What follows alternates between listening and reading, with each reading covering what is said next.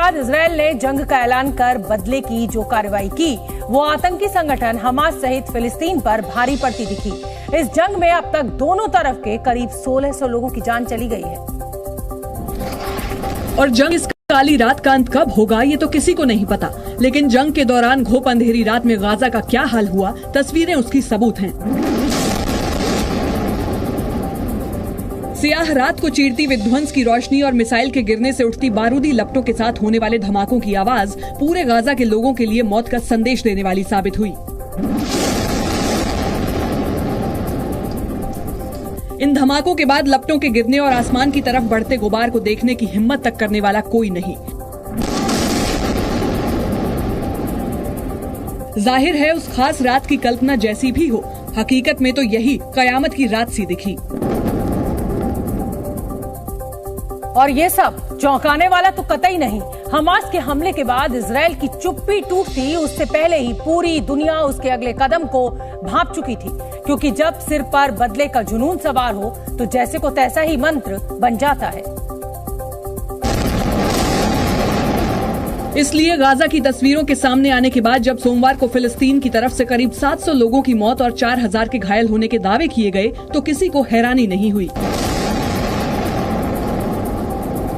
और कहर वाली रात के बाद तबाही के उजाले में जारी जंग के तमाम दावे सही साबित होते दिखे, क्योंकि गाजा के आसमान से बारिश की बूंदों की तरह बरसते बम के गोले जमीन पर बर्बादी के शोले बनकर गिरते और वहां से उठता धुआं शमशान जैसा। चूंकि इजरायल की पहचान दुश्मन को उसी के अंदाज में जवाब देने की है, इसलिए हमास के आतंकी हमलों के बाद जवाबी कार्रवाई का अंदाज उससे भी घातक रहा। कारपेट बॉम्बिंग से लेकर मिसाइल अटैक तक सब कुछ। इसलिए आसमान से उसकी नजर एक एक आतंकी पर रही और गाजा में जान बचाने के लिए भागते आतंकियों को चुन चुन कर निशाना बनाने का सिलसिला शुरू हो गया। כל העולם יודע, חמאס זה דאעש, ונכריע אותו בדיוק כפי שהעולם הנאור הכריע את דאעש। तेवर से साफ है कि इजरायल अब हमास को बख्शने के मूड में नहीं, इसलिए आसमान के साथ ही समंदर से भी हमास पर नजर रखी जाने लगी। और गाजा पट्टी के तट से नौसैनिक उसकी तबाही की स्क्रिप्ट तो लिखते दिखे ही, साथ ही आसमान से भी हमास की नावों की पहचान कर उसे जल समाधि दी जाने लगी। इस तेवर और हमले के इस तरीके का ही नतीजा रहा कि इजरायल की सेना ने बॉर्डर पर हमास के करीब 1500 आतंकवादियों के शव मिलने का दावा किया। इजरायल की सेना के मुताबिक देश के दक्षिणी हिस्से पर भी उन्होंने दोबारा कब्जा पा लिया। भले ही ताजे विवाद की शुरुआत हमास ने की, लेकिन इजरायल अब इसे अंजाम पर पहुंचाने पर आमादा दिखा। तभी तो रिमल और खान यूनिस में हमास के 200 अड्डों की पहचान कर उसे मिट्टी में मिलाया जाने लगा। आतंकी अड्डे मस्जिद के पास हों या रिहायशी इलाकों में, इजरायल इस मूड में नजर आया कि मिटाना है तो मिटाना है। अंदाज कुछ ऐसा कि हमास के अड्डे धुआं धुआं।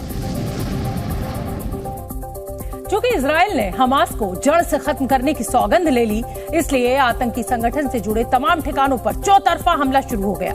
इजरायल को अपने तेज तर्रार खुफिया एजेंसी से हमास के आतंकी अड्डों की जानकारी पहले ही मिल गई थी।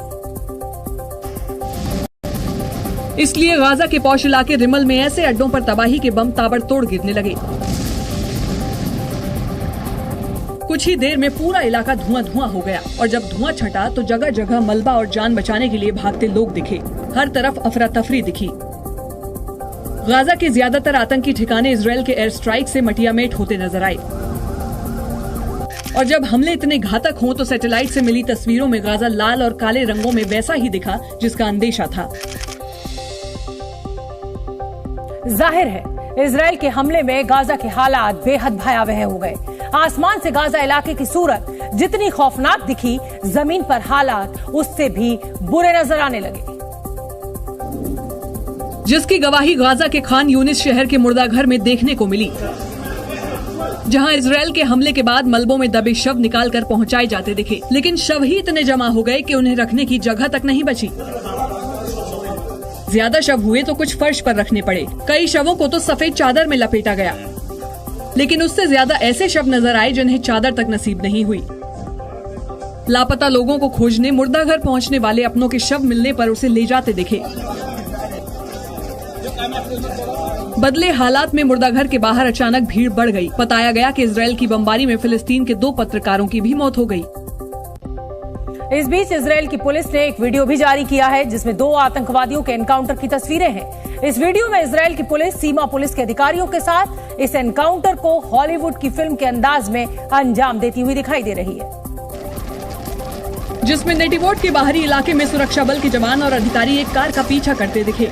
बाइक और कार से पीछा करने के दौरान पुलिस वाले लगातार फायरिंग करते रहे।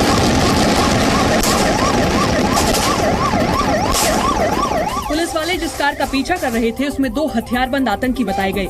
पुलिस वालों की फायरिंग से आतंकियों की कार के पहियों में तो गोली लगी ही, साथ ही आतंकियों को भी गोली लगी, जिससे उनकी कार रुक गई। इसके बाद पीछा करने वाले पुलिस अधिकारियों ने कार पर ताबड़तोड़ फायरिंग जारी रखी।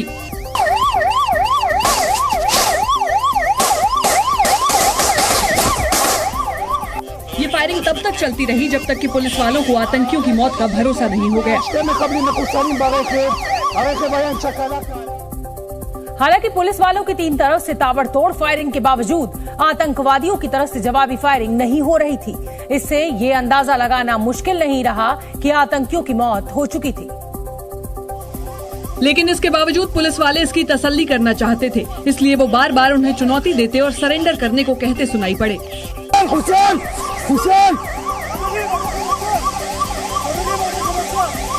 लेकिन कार से किसी तरह की हलचल नहीं हुई तो पुलिस वाले सावधानी के साथ कार के करीब पहुंचे। पास से देखने पर कार के शीशे फायरिंग की वजह से चकनाचूर हो चुके थे, साथ ही दोनों आतंकियों की मौत भी हो चुकी थी।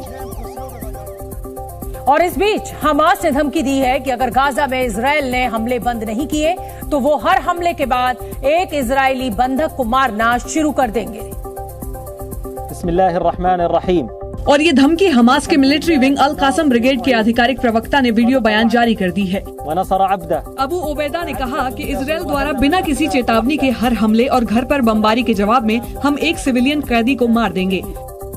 हमास का कहना है कि वो बंधकों के बदले इजरायल और अमेरिका में बंद फिलिस्तीनियों की रिहाई की मांग करेंगे। हमास के सीनियर नेता अली बरकेह ने ब्रिटेन के अखबार गार्जियन को दिए इंटरव्यू में कहा कि कई फिलिस्तीनियों को अमेरिका में गिरफ्तार किया गया। उन पर गाजा में घिरे लोगों का समर्थन करने और गाजा में अनाथों की मदद के लिए चैरिटी संगठन चलाने का आरोप था। इसलिए अमेरिका ने इजरायल के अनुरोध पर गिरफ्तार कर उन्हें उम्र कैद की सजा सुनाई।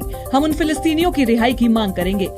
अली बरकेह का ये भी दावा है कि वो लंबी लड़ाई के लिए तैयार होकर आए हैं। उनके पास हथियारों और रसद की इतनी सप्लाई है कि वो महीनों तक लड़ सकते हैं।